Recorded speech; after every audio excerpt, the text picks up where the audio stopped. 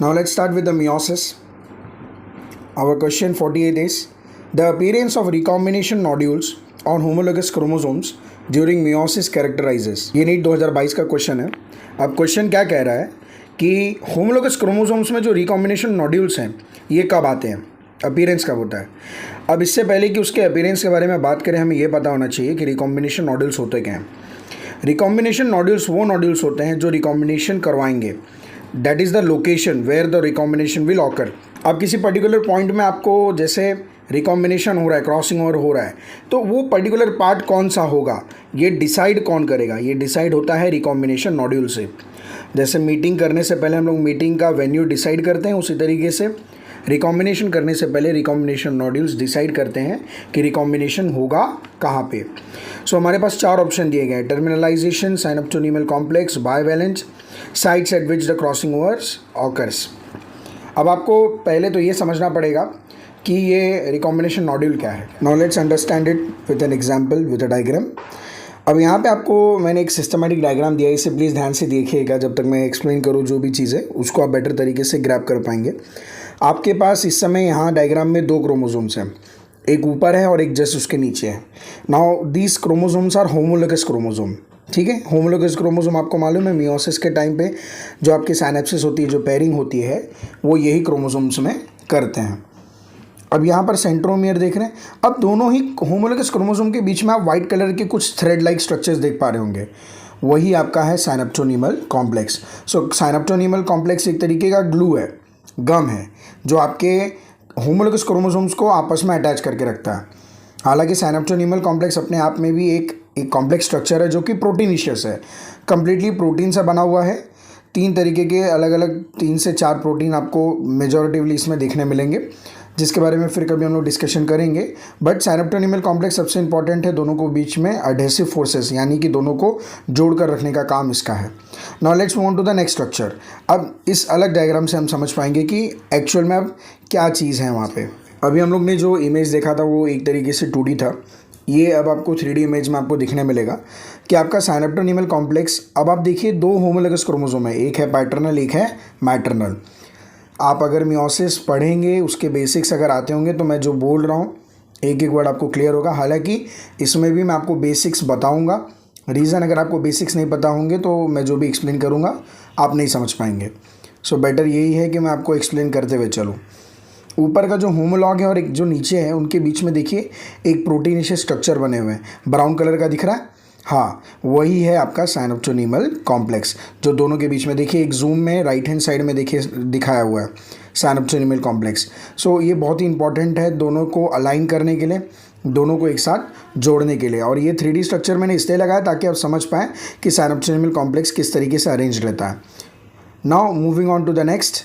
अब एक्चुअल में हम लोग देखेंगे कि जो आपका रिकॉम्बिनेशन नोड्यूल है वो क्या है. अब रिकॉम्बिनेशन नोड्यूल आपका इसी साइनोप्टोनीमल कॉम्प्लेक्स के बीच में रहता है. अब ये रिकॉम्बिनेशन नोड्यूल्स का प्रेजेंस साइनोप्टोनीमल कॉम्प्लेक्स पे ये बताएगा कि कहाँ पर क्रॉसिंग ओवर कराना है. सो जहाँ पर भी रिकॉम्बिनेशन नोड्यूल प्रेजेंट होगा, जैसे यहाँ पे आप देख पा रहे हैं, आपको जो ये लैटरल एलिमेंट, सेंट्रल एलिमेंट और फिर लैटरल एलिमेंट जो दिख रहा है, ये साइनोप्टोनीमल कॉम्प्लेक्स के अरेंजमेंट है. ये प्रोटीनिशियस अलाइनमेंट है, एक्सिस है, जिस पे आपके जो प्रोटीन सब्सटेंसेस है, जो बीच में बॉन्डिंग है प्रोटीनिशियस, वो बनती है. उसके बारे में आपको साइनोप्टोनीमल कॉम्प्लेक्स का जब एक लेक्चर होगा तो उसमें बताया जाएगा. वाइल अभी के लिए आप इससे समझिए कि आपका साइनोप्टोनीमल कॉम्प्लेक्स एक लैटरल एलिमेंट से लेके दूसरे लैटरल एलिमेंट के बीच में है. और ये जो साइनोप्टोनीमल कॉम्प्लेक्स के बीच में जो एक्सिस है उसको हम कहते हैं सेंट्रल एलिमेंट. और वहाँ पर होता है रिकॉम्बिनेशन नोड्यूल, जहाँ पर आपका क्रॉसिंग ओवर होगा, क्योंकि रिकॉम्बिनेशन वहीं पे होगा जहाँ पर होगा क्रॉसिंग ओवर. हैंस जो हमारा आंसर हो जाता है वो हो जाता है the, sites at which the crossing over occurs. Now let's move on to the next question. Question number 49 says regarding meiosis which of the statement is incorrect. NEET 2022 का क्वेश्चन है. हमारे पास 4 ऑप्शन दिए गए हैं, उनमें से हमें पता लगाना है कि कौन सा स्टेटमेंट इनकरेक्ट है. प्लीज़ ध्यान से पढ़ा करिए क्वेश्चन. इनकरेक्ट, कई बार बच्चे करेक्ट वाला ही मार्क करके आ जाते हैं. करेक्ट मार्क कर दोगे रॉन्ग हो जाएगा. ठीक है. 4 haploid cells are formed at the end of the meiosis 2. ये तो सही है. मियोसिस 2 के एंड में आपके जो एक सेल है मियोसिस 1 में एक सेल का 2 सेल हो जाएगा और मियोसिस 2 तक 2 सेल का 4 सेल हो जाएगा। So it is absolutely right कि मियोसिस में आपके 4 सेल्स और वो भी हैप्लॉइड सेल्स बनेंगे। इसमें ये भी ध्यान देना है, कहीं पे 4 डिप्लॉइड सेल्स लिख दिया अगर उसने तो 4 याद करके गए रहेंगे तो हैप्लॉइडी लेवल पे ध्यान नहीं दिया। बच्चे ने क्वेश्चन पढ़ा कि 4 डिप्लॉइड सेल, अब उसके दिमाग में 4 आ जाएगा कि तुरंत करेक्ट, उसका मन बोलेगा कि अरे हाँ 4 तो बनता ही है, करेक्ट मार्क कर दे। बट उसमें क्या हो जाएगा, आपका हैप्लॉइड लिखा हुआ है, डिप्लॉइड अगर लिखा रहेगा तो वो एब्सोल्युटली रॉन्ग रहेगा। नेक्स्ट है there are 2 stages in meiosis, meiosis 1 and meiosis 2। हाँ, ये बात भी करेक्ट है, एब्सोल्युटली राइट है कि मियोसिस डिवाइडेड है 2 प्रोसेस में, एक है मियोसिस 1 और एक है मियोसिस 2। ये 2 फेजेस चलते हैं, meiosis 1 and meiosis 2। C option है DNA replication occurs in S phase of meiosis 2। ये रॉन्ग है बच्चों। रीज़न क्या है ये समझिए कि मियोसिस 1 के पहले जो इंटरफेज होता है उसमें एस फेज होता है जिसमें आपका डीएनए डेवलप होता है। बट एक इंटरफेज और आता है जो मियोसिस 1 और मियोसिस 2 के बीच में आता है। बट उन दोनों के बीच में आने वाले में आपका जो एस फेज रन होगा उसमें डीएनए वापस रेप्लिकेट नहीं करता है। रीज़न, अगर पहले वापस दोबारा रेप्लिकेट कर गया तो जो हाफ नंबर ऑफ क्रोमोसोम करना है वो हाफ नहीं हो पाएगा, वो लीड कर देगा टूवर्ड्स डिप्लॉइड सेल्स। आपको बनाने हैप्लॉइड है, टारगेट हैप्लॉइड का है, बट अगर उस बीच में आपने फिर से डीएनए रेप्लिकेट कर दिया तो आप फिर डिप्लॉइडी पे पहुंच जाएंगे, आप हैप्लॉइड पर नहीं रहेंगे। Then it will not be no more a reductional division, वो फिर से इक्वेशनल डिवीजन की तरफ चले जाएगा। सो ये चीज़ आपको पता होनी चाहिए, हम लोग डायग्राम में भी देख लेंगे।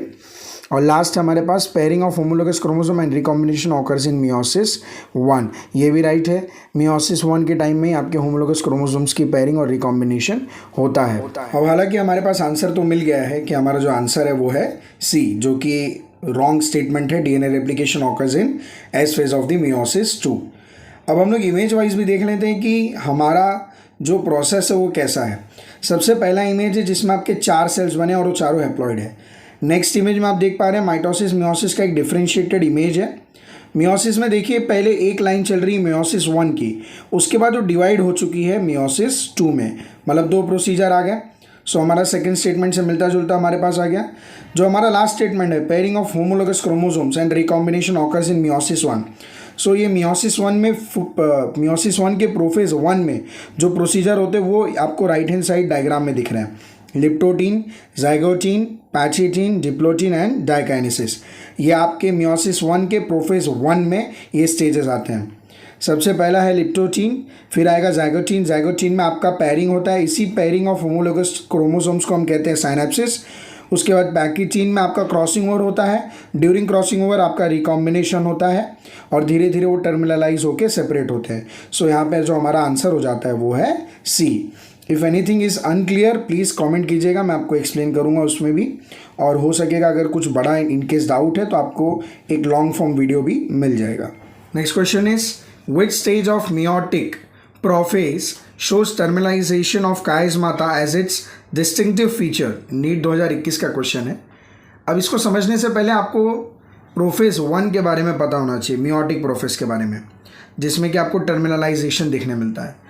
आपके पास मियोसिस में 2 प्रोफेज हैं, एक है प्रोफेज 1 और एक है प्रोफेज 2। अब आपको ये जो प्रोसीजर जो आपको डायग्राम में दिख रहा है, ये जो स्टेप्स हैं, ये आपको क्या प्रोफेज 1 में दिखेंगे या 2 में दिखेंगे? सो फॉर काइंड इन्फॉर्मेशन ये प्रोफेज 1 में ही दिखेंगे, ना कि 2 में। क्यों सर 2 में क्यों नहीं दिखने वाले हैं? बिकॉज ये इनिशियल प्रोफेज 1 के प्रोसीजर्स में आते हैं, ना कि प्रोफेज 2 में। ये सारे स्टेप्स पहले करने हैं, ना कि बाद में। सो प्रोफेज 1 पहले होता है तो ये सारे प्रोसीजर्स पहले ही होने वाले हैं इन प्रोफेज 1। सो इस क्वेश्चन का आंसर आप तभी दे पाएंगे जब आपको इन फेजेस के बारे में पता होगा। इसमें फेजेस हैं leptotene, zygotene, pachytene, diplotene and diakinesis. सबसे पहले हम लोग देखेंगे कि लिप्टोटीन क्या है। लिप्टोटीन में आपका कंडेंसेशन स्टार्ट हो जाता है, जिसमें आपकी क्रोमोसोम्स, क्रोमैटिन मटेरियल क्रोमोसोम्स में शिफ्ट कर रहे होते हैं, चेंज हो रहे होते हैं। That is condensation of chromatin fibre. Next आता है जाइगोटीन। जाइगोटीन में आपका साइनेप्सिस बनता है। पैचिटीन में क्रॉसिंग ओवर होती है। डिप्लोटीन में आपके साइनेप्सिस खत्म होते हैं और डाइकाइनेसिस में अलग हो जाते हैं।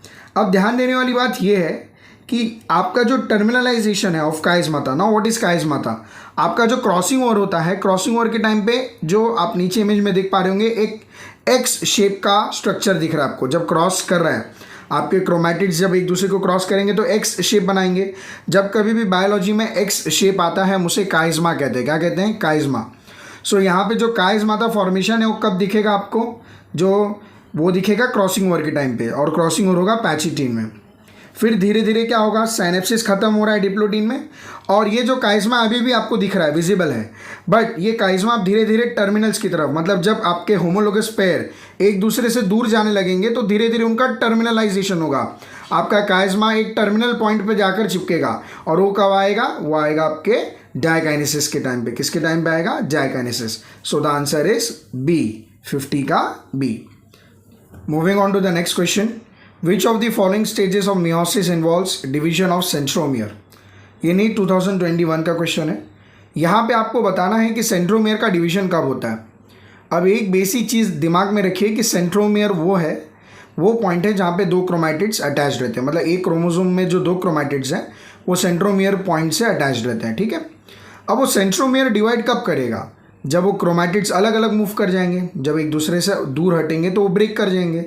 जो एक सेंट्रोमियर है जहाँ पे दो क्रोमैटिड्स अटैच्ड हैं, वो अगर एक दूसरे से जब अलग होना स्टार्ट होंगे तभी आपका सेंट्रोमियर डिवाइड होगा, अदरवाइज होगा क्या, नहीं होगा। सो आपको वो लोकेशन ढूंढना है जहाँ पर क्रोमैटिड्स अलग हो रहे हो। क्या अलग हो रहे हो, क्रोमैटिड्स। क्रोमोसोम अलग हो रहे हो ये नहीं, क्रोमैटिड्स जहाँ पर अलग होंगे वहीं पर आपका सेंट्रोमियर डिवाइड करेगा। सो ऐसा कौन से फेज़ में आपको देखने मिलेगा, वो मेटाफेज 2 है, एनाफेज 2 है। सो यहाँ पे जो ऑप्शन दिए वो सब मियोसिस के हैं। सो हम लोग अभी इसको डायग्राम से समझते हैं कि मियोसिस में ये चीज़ कब आपको देखने मिलेगी। सो डायग्राम के अंदर पहली चीज़ आप देखेंगे इंटरफेस, फिर प्रोफेज 1 में आपके क्रोमोसोम्स पेयर्ड अप हो रहे हैं। नेक्स्ट आ रहा है मेटाफेज, मेटाफेज में आपके होमोलोगस क्रोमोसोम्स अलाइंड हो चुके हैं इक्वेटोरियल प्लेट पे। फिर एनाफेज आ रहा है, एनाफेज में आपके होमोलोगस क्रोमोसोम अलग अलग हुए हैं, मतलब कि होमोलोगस पेयर जो था वो डिवाइड हुआ है। यहाँ पर क्रोमैटिड डिवाइड नहीं हुआ है इन एनाफेज 1। ये क्लियर हो रहा है आपको मेरी बात, प्लीज़ ध्यान दीजिएगा। एनाफेज 1 में आपका क्रोमैटिड अलग नहीं हो रहा है, आपके होमोलोगस क्रोमोसोम्स अलग हो रहे हैं। सो होमोलोगस क्रोमोसोम अलग हो रहे हैं मतलब पेयर अलग हो रहा है, ना कि सेंट्रोमियर। तो ये गलत फहमी आपके दिमाग में नहीं होनी चाहिए। Hence anaphase 1 is not the correct answer. Next आपका आगे देखिए, टेलोफेज 1 में आपके अलग अलग न्यूक्लियस डिवाइड हो चुके हैं। उसके बाद साइटोकाइनेसिस होता है।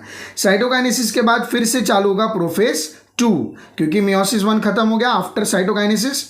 अब चालू होगा मियोसिस 1। मियोसिस 1 में फिर से आपके जो होमोलोगस क्रोमोसोम्स है वो फिर से मेटाफेज में अलाइन होना स्टार्ट हो जाएंगे। अलाइन होने के बाद अब एनाफेज 2 में जाकर सिस्टर क्रोमैटिड्स जो हैं वो एक दूसरे से सेपरेट होना स्टार्ट होंगे। इसका मतलब क्या कि एनाफेज 1 में जो क्रोमोसोम्स अलग हो रहे थे वो पेयर्ड अप थे, यानी कि वहाँ पे क्रोमैटिड्स अलग हो रहे थे क्या, नहीं, वहाँ पे होमोलोगस क्रोमोसोम अलग हो रहे थे। डायग्राम में आप देख सकते हैं वहाँ पर सेंट्रोमियर ब्रेक नहीं करेगा, क्योंकि सेंट्रोमियर तभी ब्रेक करेगा जब आपके क्रोमैटिड्स सेपरेट होंगे। सो एनाफेज 1 में ऐसा कोई भी क्रोमैटिड्स का सेपरेशन नहीं होता है, please keep it in your mind. Next anaphase 2 में आने के बाद आपके जो सिस्टर क्रोमैटिड्स हैं वो अलग हो जाते हैं एक दूसरे से, और जब सिस्टर क्रोमैटिड एक दूसरे से अलग होते हैं तो उनको बांध कर रखने वाली चीज़ का नाम है सेंट्रोमियर। सो अगर सिस्टर क्रोमैटिड्स अलग हो गए तो आपका सेंट्रोमियर भी डिवाइड कर जाएगा, अलग अलग हो जाएगा। Hence the answer is anaphase 2। Hope it is clear. इसलिए मैं आपको डायग्रामेटिकली भी समझा रहा हूँ जिससे आप समझ पाएँ।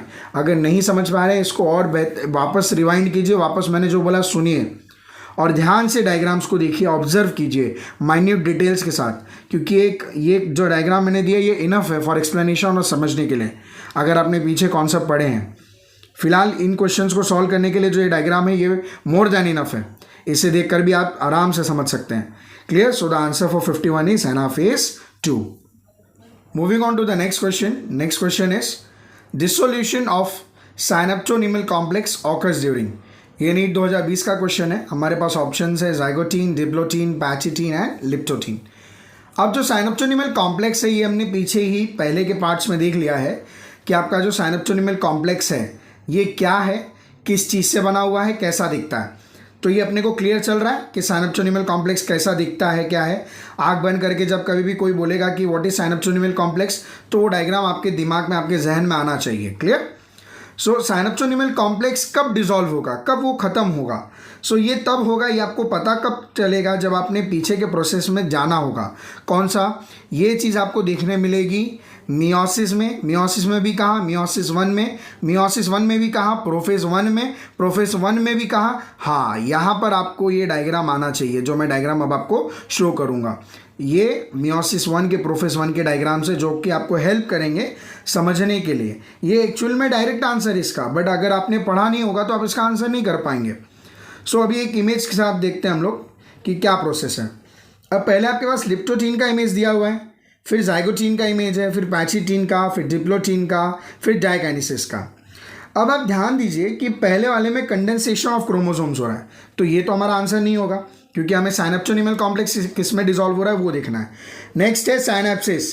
साइनैप्सिस में आपका जो साइनैप्सोनिमल कॉम्प्लेक्स है ये बन रहा है, सो ये भी राइट आंसर नहीं है। नेक्स्ट आते हैं पैचिटीन में। पैचिटीन में क्रॉसिंग ओवर हो रहा है, बट क्रॉसिंग ओवर में जो क्रोमोसोम दिख रहे हैं आपको, उनके बीच में अभी भी साइनैप्सोनिमल कॉम्प्लेक्स इंटैक्ट है। सो पैचिटीन भी हमारा आंसर नहीं है। नेक्स्ट देखिए डिप्लोटीन। यस, डिप्लोटीन में देखिए नीचे की तरफ में थोड़े से हैं साइनैप्सोनिमल कॉम्प्लेक्स, बट ऊपर देखो हट रहा है। इसका मतलब यहाँ पर डिप्लोटीन में dissolution of synaptonemal complex start हो जाएगा, that is dissolution of synaptonemal complex. Hence the answer for 52 is, कहाँ पर डिसोल्यूशन कौन से फेज में होगा? वो होगा आपका डिप्लोटीन में। सो द आंसर इज 52 का बी।